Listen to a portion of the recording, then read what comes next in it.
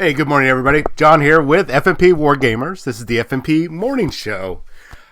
Hope you guys are having a fantastic week. Weekend is upon us, and hopefully it's a good thing for most of you. If you have to work on the weekend, sorry, but I guess you already had probably your weekend during the week, if that makes any sense. So, welcome back to the work week. Sorry. You know what? You're going to have your weekends off in the future at some point in time, depending on what your job is. Anyways, so we're going to talk about a lot of gaming stuff that's going on in the world right now.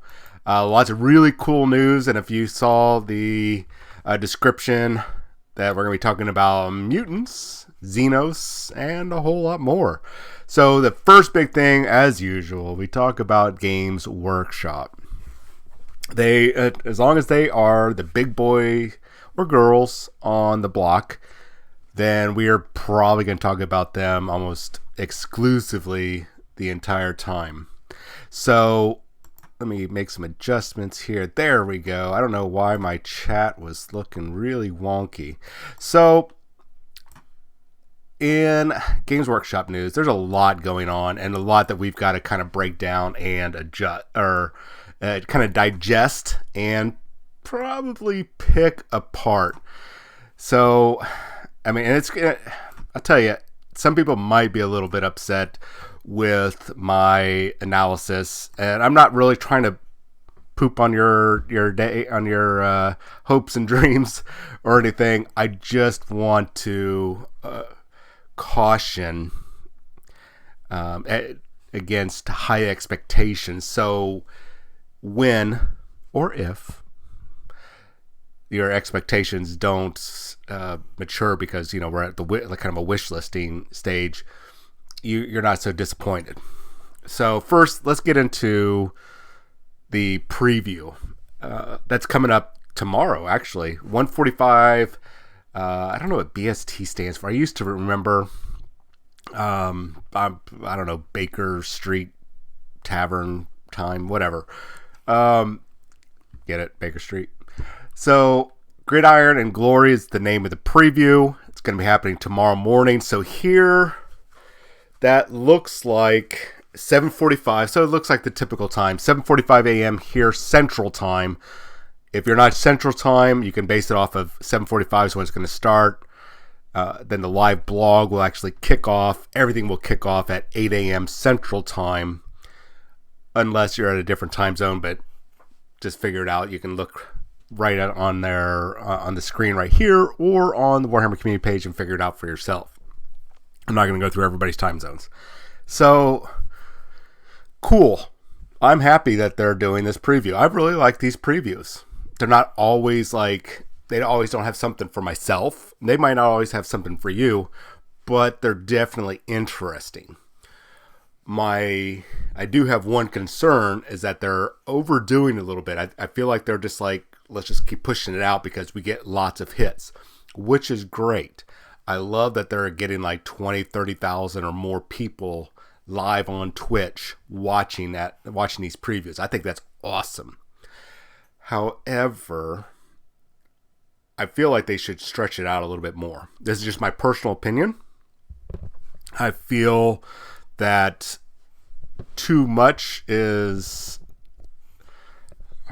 just kind of be underwhelming. Or instead of doing these massive shows like this, well, massive being like over an hour long show, why don't you space it out every month? Go, hey, here is this month's preview. A good example, and it's a smaller company, and you guys heard me talk about Atomic Mass Games a lot. Probably you're up to your eyeballs in me praising it.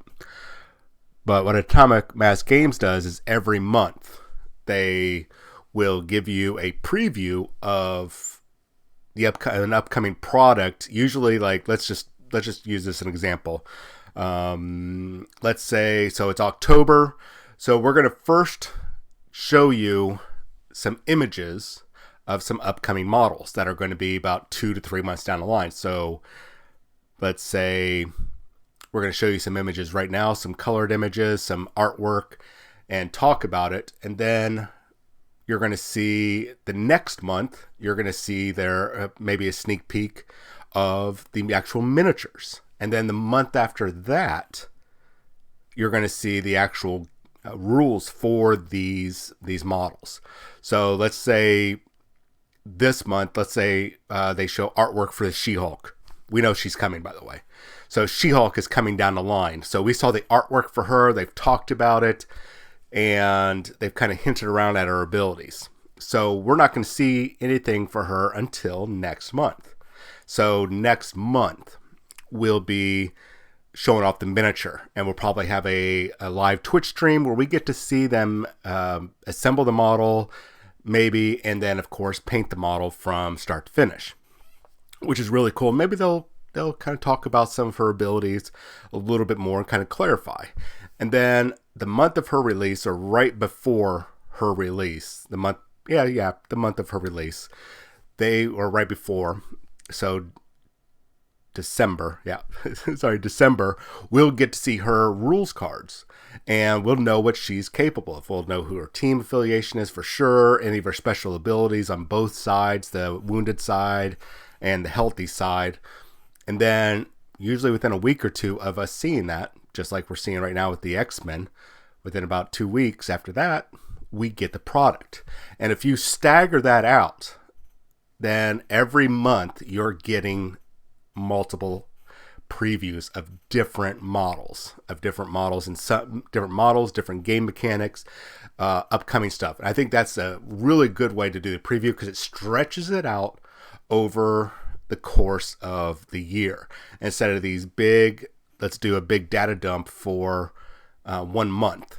And I think marketing wise, that would be better for Games Workshop. Long-winded way for me to pretty much come around and say they need to spread it out a little bit. If they did that, they can have that continuous generation of excitement for upcoming product every month, drawing people into their Twitch channel instead of every few months, and creating buzz and really kind of dissipating a lot of concern or worries about potential like, oh no, I'm not going to get my thing, or I don't know how to describe it. People just kind of they get a little bit more relaxed, like, okay, that's not my product, but at least we know what's coming. So now that's off the board. What does that leave us with? Just like we were doing with the Psychic Awakenings. When the Psychic Awakenings, they were doing great. They were like, hey guys, here's the Psychic Awakening. Here's our roadmap. And we were very happy about it. And just like they're doing with Necromunda, they laid out a roadmap, and we're actually going to get into a roadmap here soon. Essentially, what I'm trying to get to, and I've just wasted probably about 8 minutes talking about, is Games Workshop needs to spread these previews out, I would say on a monthly basis. Do this. And have that preview be for the next 2 months. Maybe even the next 3 months. And do that 4 times a year. I mean, not 4 times a year, every month do that. And so you constantly have sneak peek of a potential thing, and then here's a proof of concept, and then here's a lot more. That's just my suggestion. I think that would work better for them, but they don't listen to me that much anymore. So maybe the next quarterly meeting, I'll talk to them about it, and we'll see if we can get it ironed out. At any rate, yes, tomorrow morning, before I have to make a trip down to Missouri City, I'm going to be doing this live preview tomorrow. We'll talk about it. Essentially, just tune in here, 7:50 a.m. I'll have it up on the screen. We'll be talking about it. We'll be listening to them live. We'll all get super excited about it. All right, moving on. So, speaking of roadmaps, this is something we need to talk about. I'm going to try to spend not too much time on this because I got some stuff to show you, but we need to address it. So we knew that this roadmap was already out. We knew that Space Wolf supplement, Death Watch supplement, Blood Angel supplement, the Death Guard Codex were all going to be released by the end of 2020, which now leaves us next month, November and December. So 2 books in each. I forget. We'll see if they show. Yeah, they do show us. Okay, fantastic. Cool. Let's pull this image up. So next month, November. So definitely, I would say very much probably by the first and or second week of November.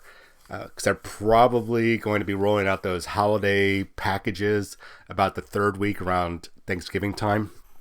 So Death Watch supplement, Space Wolf supplement are up first. So cool. They'll probably be about $30 for $30 US if it holds true to everything else.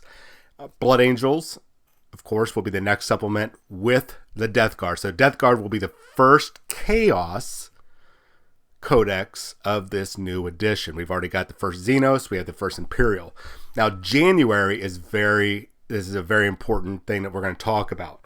So I initially jumped the gun but thankfully I didn't broadcast it out. I just got super excited and was talking about it in chat with some people in a private chat. So we have here 2 books, and they're redacted. They've got a whole bunch of cool artwork on the front. Got people super buzzed and super excited, and even me. I zoomed in on the pictures, did my best to decipher them, and try to pick it out. At first, I was like, "Man, that's going to be the Imperial book in the back here. It's going to be the Adeptus Custodes." And I zoomed in. I was like, "Well, look at all the images. There's like an assassin. There's Sisters of Battle. There's Imperial Guard." And then I looked down. There's some symbols for the Inquisition. There were symbols for the Adeptus Mechanicus, and even though there wasn't a symbol below because it's being blocked by the other book, the statue above it was like a cardinal from the Sisters of Battle. So I was like, okay, what's going on here? This is really weird.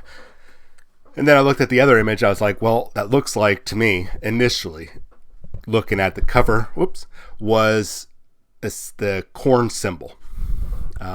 For if those of you are familiar with the blood god, Khorne, Khorne, for those of you who are not familiar with it, not corn like corn on the cob or candy corn, greatest holiday candy. But the image was wrong, and someone pointed it out to me, and I was very thankful that I did not go live with, "Hey, look, corn is coming, yay!" I'm glad I didn't do that. So we zoomed in on the image, and this is just artwork from Games Workshops from the main rule book, and it's just placeholder, as a friend of mine pointed out. It's a placeholder for artwork. So we zoomed in, and of course, speculations have been rampant online, and that's why that's why we took that time to digest it and zoom in and try to pick everything apart before we go live with news and announcements. That way we don't have egg on our face. And I'm glad we did, or I'm glad I did. So I'm going to pull up the image here. Let me hide a window here. And then let's see, is that this piece right here? Yeah, it is this piece right here. Okay, so right here in the center, I'll pull back up that windows real quick. So, that's not going to work. So the very center of one of those codexes that has the little redacted symbol, it centers in right on the center of this picture you're seeing on your screen. But a lot closer detail and everything else. So we expand this out. This is some of the artwork they showed us before 9th edition dropped. And if you have your 9th edition codex, the big book, you've seen this art. So what has got a lot of people buzzing is that, and me, is just as guilty. At first I was like Khorne, and then it became, oh no, that's Tyranids or Genestealer cults because there's a Genestealer skull right there. And then when we figured out it's the larger picture, we're like, okay, let's pull out. We took a look, and okay, this is just a placeholder probably for Xenos. Hey, good morning, Grandpa Strange. So it could be some chaos in there, but it's a pretty good indicator that it's probably Xenos. Do we know for sure? No. And this is where kind of the crux of the problem is there is a wild, oh my God, my brain already hurts thinking about this, a wild rumor. If you look in the lower right hand corner of this picture, I'll see if I can blow it up a little bit more. There's a wild rumor that this fungi creature is the next creature. or the next Xenos race. It's going to come out at the first of the year. If you know anything about Games Workshop, they will spend about 6 months building up a release of potential new stuff. I mean, look what they did with Sisters of Battle. It was almost a year. It was 9 months. 9-10 months before they released it, and it wasn't even a full release, but they built that up. Games Workshop hasn't even talked about this alien race. I'm not even going to try to pronounce the actual name, but it's essentially a fungus, and the speculations on the different types of weaponry that fungus is using and their abilities to split and multiply like blue and pink horrors from the Zinch demons. It's just out of control. And there is nothing, I'm going to tell you right now, Games Workshop has not hinted at anything like that coming. They have not done it in any of their articles. I've not seen anything in their articles, and pretty much nobody else has. None of their stories, no artwork, nothing, even the most subtle things that they try to do. Not seeing it. I'm going to put this at 99.99999999999er Delta Charlie percent not happening. I mean, I'm going to say it's just shy of impossible. I got to leave that chance of it being possible because it is possible. Highly unlikely. Extremely improbable. Possible, but very improbable. And I mean, really, the people that are even speculating that, come on, man. You know what? It's clickbait. It gets clicks on people's websites. So, hey, good morning, Nam. So, congratulations. You got people's clicks. You even got my click. But a quick reading of the first couple paragraphs immediately turned me off to the article. And I was like, okay, let's go ahead and read this so it can be debunked. And I would say it's debunked. We won't know until the first of the year, but come on, fungus race. Hey, if it happens, okay, but it really doesn't fit Games Workshop lore. They have a lot other things that they could be implementing and putting into the game before they put fungus people. I don't know. You guys can be the judge of that. I'm going to move on from this silly article. I'm just telling you guys, be careful. I think it's absolutely ridiculous. So now that we've analyzed it and we've gotten the images, we know what these images are. So these new codecs, those are just placeholders, guys. They're just placeholders. And I mean, I understand the excitement. I was excited. So January, it looks like, if at least the general sense of this is true, there'll be an Imperial book. Since the Imperial armies have the most armies, it makes sense to drop an Imperial book and then drop a Xenos, an Imperial book, and then drop the Chaos, that sort of thing. Now, I could see them doing something like that, and that's what this right now very strongly indicates. We're going to have a Xenos book and an Imperial book come January. And it'll probably be ones that don't need major overhauls for their armies. Because if they were going to be a major overhaul for the army, we would already be seeing early signs of it. So Gene Stealer cults, probably a sweet early indicator. They don't need a major overhaul because almost all their stuff is 1 to 2 years old. So I don't think it'll be. I would say I would put money on Gene Stealer cults. I would also put money on Sisters of Battle. They don't need anything. Easy peasy. That's the middle of their third quarter. So I think it would be an easy sale. Right after post-holiday sale. Easy. Hey guys, go ahead and grab your books. Fantastic. Maybe a model or two. Awesome. We know that at least the Sisters of Battle have a couple other models, character models, or some unique limited time or exclusive models that will be coming out. It makes sense. It'd be a perfect thing for that month. And then we could have a whole bunch of specialist games throughout January and February going into fourth quarter, which would be March, which March, April, May. That's where we're probably going to see the big releases. So my suggestion to you, don't believe the silliness that fungus people, as you guys can't see the chat, but Grandpa Strange says almost looks like a weird Nid Titan. Yeah, I could see that. And Nam says, but aren't orcs fungus? Yes. Yes, they are. Which actually, if a Tyrannid kills and eats an orc, does that mean they're vegetarian? I guess Tyranids are really like omnivores, aren't they? Because they eat everything. So, never mind. So, anyways, lots of cool stuff coming. I still don't have the codexes. Once again, I've got a mighty need to eat and pay my bills, so those things take priority over game stuff. I am super hoping this weekend, after I sell off a couple Bio Titans and sell some of my own personal collection, that I'll be able to at least go ahead and take some time to buy the codex and have a good review of it.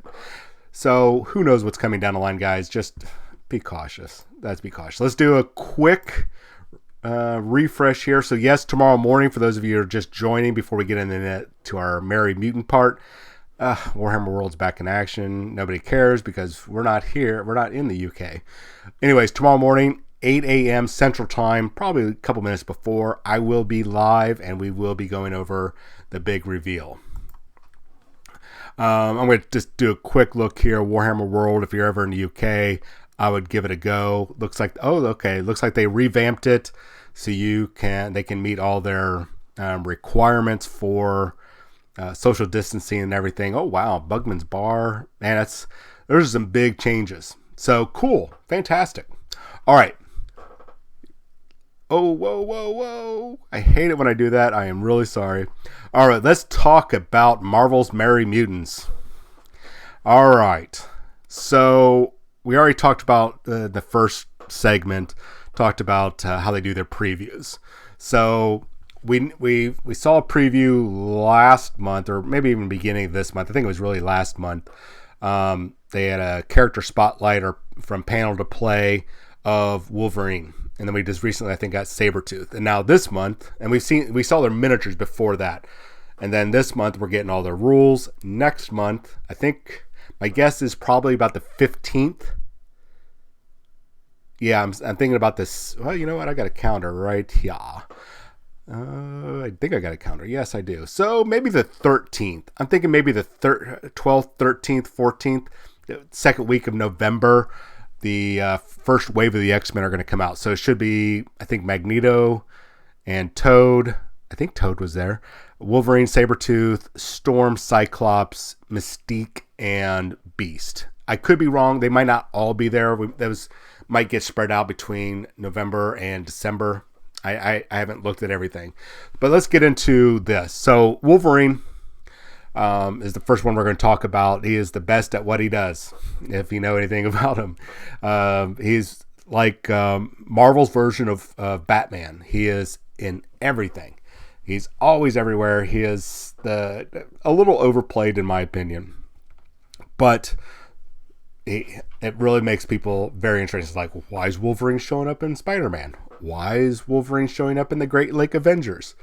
You know, so I get it. Everybody likes him. So I would say that these two characters, we're going to be going over Sabertooth and Wolverine, they are not earth-shattering, game-winning characters. These are weapons. They are tools. Oh, weapons. That's probably why they're part of the Weapon X program. Look at that. I know, dad jokes.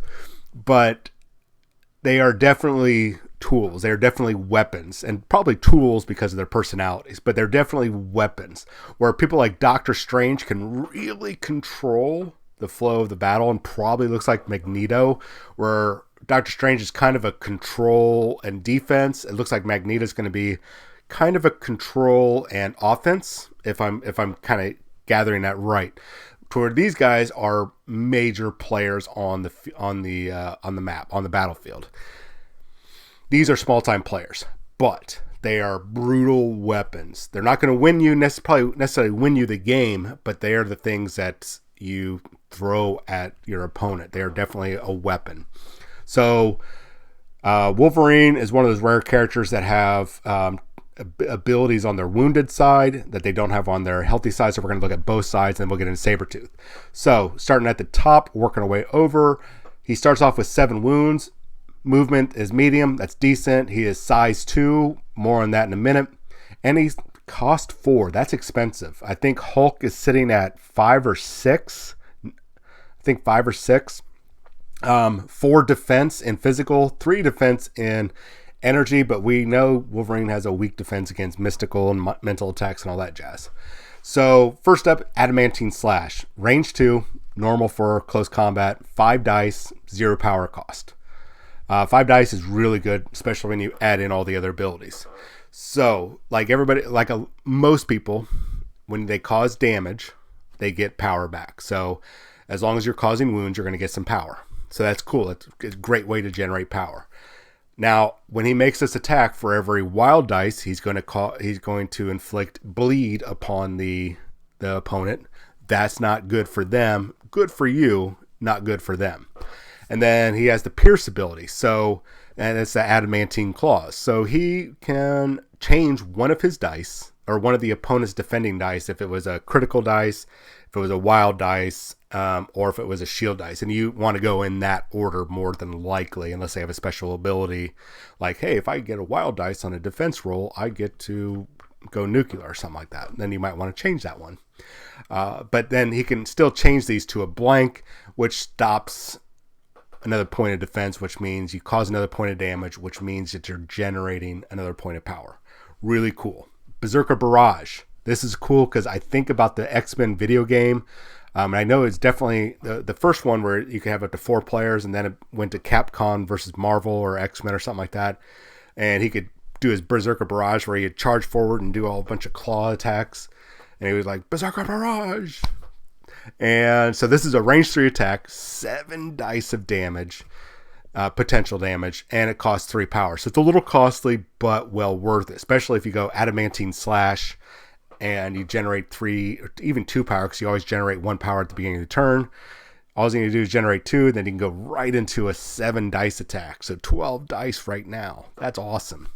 So before you deal damage, place this character within range 1 of the target. Cool.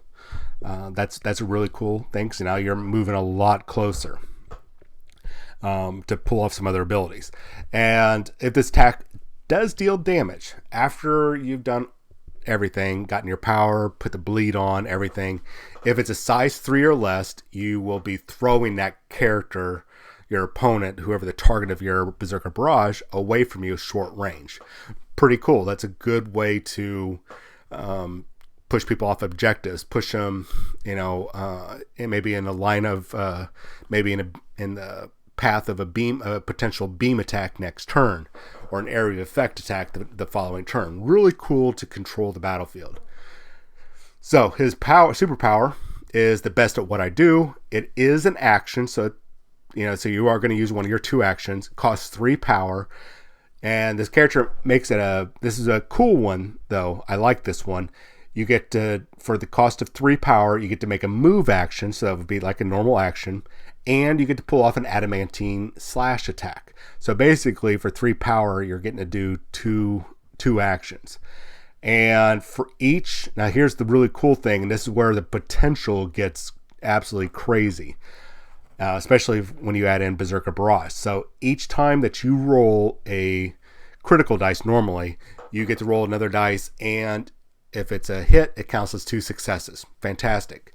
In this case, if you get a wild attack or wild dice, which causes bleed, as we know already, and causes pierce, it also counts as 2 successes. So you could conceivably get up to 10 dice worth of damage on your opponent, plus the bleed and the pierce and everything else, which is potent. That gets you a higher chance of getting that 3 power. Imagine popping off 3 power, get your action, your best at what I do, sprint forward, do Adamantine Slash, generate power, pop off Berserker Barrage after that, you have the potential of getting about 17 dice worth of damage or more. Well, actually, if you were happen to roll 7 dice, 7 criticals, then really 24 dice worth of damage off of 6 power. That's not too bad, guys. That's not too bad. I mean, that's perfect world, but damn, that would hurt. All right, dropping down so we can get a move on here. So his innate ability, Adamantine Skeleton. When determining if this character can be thrown or pushed around, and this is what I was talking about earlier in the beginning with his size. If he gets pushed around or thrown by an effect or special rule, or when it is colliding with another character or a terrain piece, that he counts as size 3. This really has to do, obviously, with his Adamantine Skeleton. Even though he's like 5 foot nothing, he is incredibly dense, not just from all that muscle, but that Adamantine Skeleton. So it makes sense that he's actually one size bigger, one size heavier. And his last innate ability, this is the dream right here, Healing Factor 2. I don't know if Nam's still on, but he can correct me. I think after, maybe it could just be once per turn. I feel like it's once per phase. I'll have to look at how Healing Factor works, but he is going to be regenerating at the very least during a battle round. At the end of his activation, he heals 2. Thank you, Nam. So at the end of his activation, he's going to heal 2. So that pushes, really, when you think about this, if he activates once per game turn, he really starts off with 9 wounds, provided you don't knock him out, don't knock it out as 7. So essentially he has 9 wounds. All right, so moving on. He is one of those rare guys, like I said, has a damage side. Well, they all have damage size or daze size, but he has an extra ability. So everything stays the same, with the exception that he is going to drop down to 5 wounds. All of his abilities stay the same, except, and this is where this is really awesome, we get down to a new innate ability. This means it's always active. It's called Wild Rage. We know when Wolverine gets effed up, he gets really pissed off like the Hulk, and he goes into a rage. So you get to add 1 dice to this character's attack rolls for each damage token it has. So up to essentially 4 dice, guys. Remember, he has that healing factor. So remember, take that into account. Additionally, this character cannot interact with or hold objective tokens. So you're losing that ability to hold an objective or capture and whatnot, but you become a killing machine. So potentially 4 more dice. And when you tack that in on just a basic attack, that's 9 dice. And when you toss in the abilities to get wilds, that could be 18 dice. I mean, we're basically adding another 8 dice into the mix. So we can get up to like about 32 dice in 1 round worth of attacks. Perfect world, but very deadly, very dangerous. Can probably take out some major players. Once again, that's at the high end of everything working out in your favor, but it's a possibility. All right, Nam says that there's also a tactic card that Wolverine and Sabertooth can use where it drops all damage down to 1.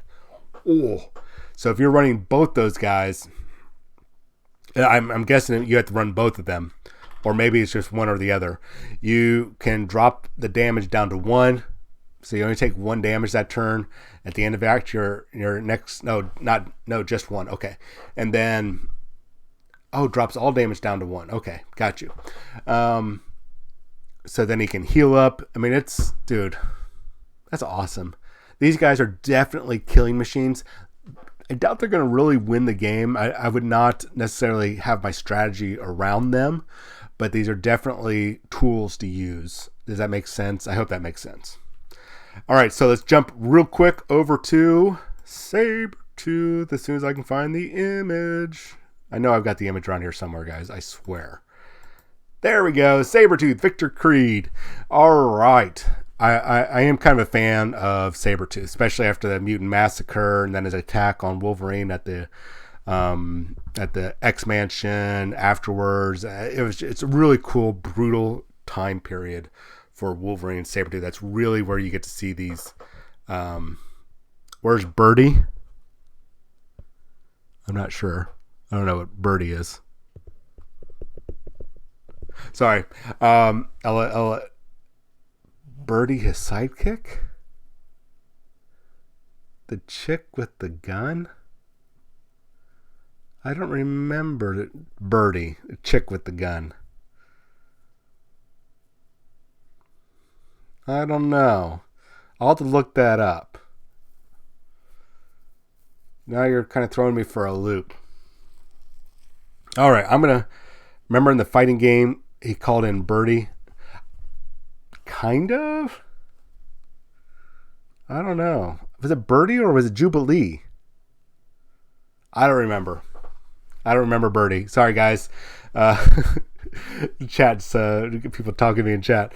All right, so let's get into Sabertooth so we can wrap this up today, and I will look in on that nom. That is now you've piqued my interest. All right, Victor Creed, 6 health, so a little bit less to start off with, but it gets balanced out.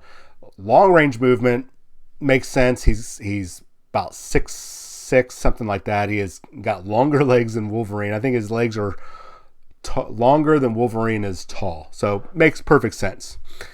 And he's size 3. He is a very big boy. And then for threat level or 4 points, whenever you're assembling your team, he's got great, really kind of average. But I if you have 3 defense and everything, dude, I think that's good. So starting at the top, working our way down. His first ability doesn't cost anything. It's range 2. It's a melee attack. So no big surprise. 5 dice worth of damage. Just like Wolverine's Adamantine Slash. Do some damage, get some power. Wild dice cause bleed and pierce. So really cool. Those of you might be like, well, how does he have pierce ability? Well, in later lore, Sabertooth does get adamantine claws, and I want to say he gets his teeth, but I could be wrong about the teeth. But I know his claws get sheathed in adamantium. Sorry. His next ability I think is really cool. Savage Predator. All right, so this is a range 2, so close combat again. 7 dice, cost 4 power, but looks like if you roll. That's hard to see. It looks like that looks like a wild dice and the attack dice or the striking dice after the wild and a hit. So you have to roll a wild. You have to at least a wild and a hit. After this attack is resolved, this character may make a claw slash attack. This character may reroll any number of attack dice during that attack. Dude. That is awesome. Pop off, let's say pop off the claw attack or claw slash. Start off with. You're going to be doing 4 dice. You're already going to be starting off with 1 power more than likely at the beginning of the turn. Probably turn 2 is when you're going to be in range to claw somebody. So you're already at 2 power. If you take any damage, we're not going to count that. All you have to do is just out of those 5 dice, cause 2 points of damage. You're now at 4. So you've already caused 5 dice of damage. And then now you're going to turn around, pop off Savage Predator for 7 more. And after that is done, you're going to immediately turn around and do Claw Slash again. So it's another 5. So you're looking at, what is that, 17 dice of damage off of 4 power. That's not too bad. And plus you get the rerolls on the second claw attack. Once again, high end of potentials. And really, when you take into account, if you were to roll all criticals, that's up to 24 dice worth of attack off of 4 power. That's already better than the Wolverine, which I think was 18. So his superpower, No Mercy. Costs 3 power. During the next attack this character adds this turn, add 1 dice to its attack roll for each damage the target creature has. So the more he gets effed up to a maximum of 3, the more dice he gets to throw down. So, yeah, that's Jesus. This guy is a killing machine. Just, hey, here's tons of attacks. All right, so his reactionary power. Untamed Force costs 2 power. After an attack against this character is resolved, it may use this superpower. If the attacker, that's whoever's attacking you, is within range 2, this character may make a claw slash attack targeting the attacker. This superpower can only use once per turn, so you're not going to be bouncing around just effing people up. But that's still, hey, here's 2 power. I get to do an immediate claw attack after I've already done all of my attacks. Or maybe after I haven't even activated yet, and you just did this to me. I move closer. I just generated a bunch of power from you attacking me. It's now my turn. And here we go with all of this new generated power. I'm going to F you up with all my attacks.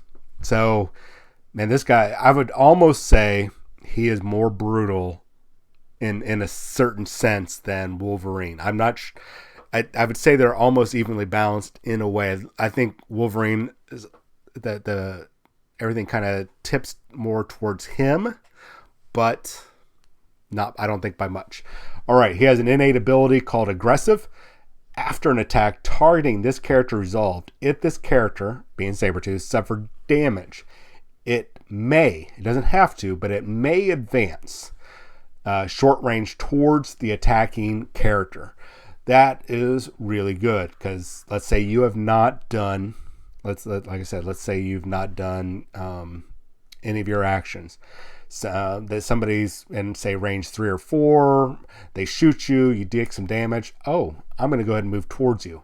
They attack, and now let's just say it just works out, you're now in range 2.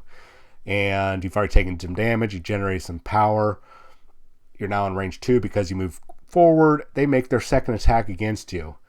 After that attack's resolved, provided Sabertooth is still up, you pop off Untamed Force. So now you've got you're activating your claw slash attack.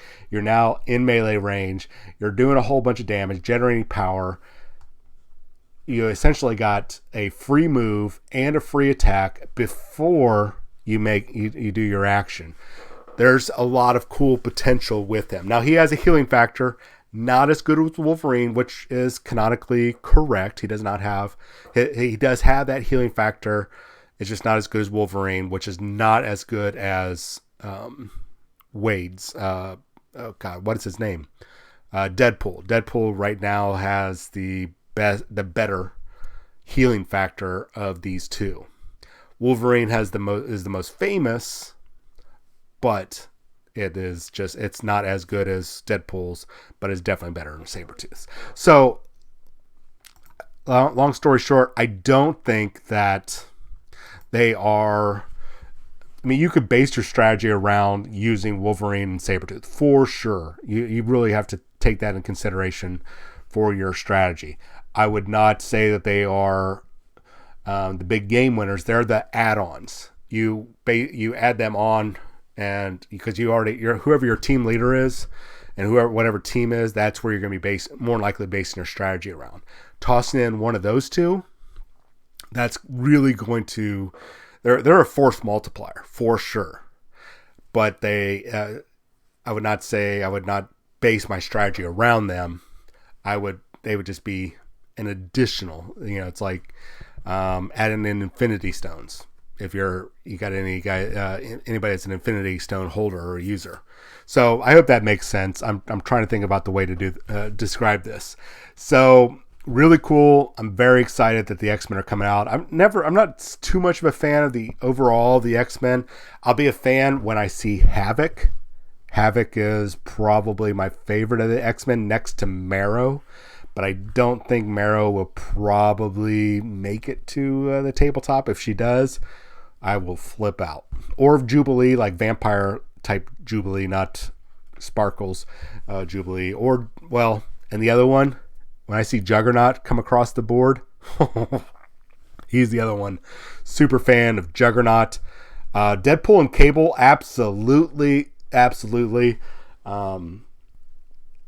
Probably Magic and Mirage from the New Mutants, if they do the New Mutants. There's actually a lot of characters I would like to see from the X-Men line. I wouldn't mind seeing Warpath, the brother of Thunderbird. I wouldn't mind seeing Warpath, Colossus, and Wolverine with their fastball special. Absolutely, Nam, you are right on the money there.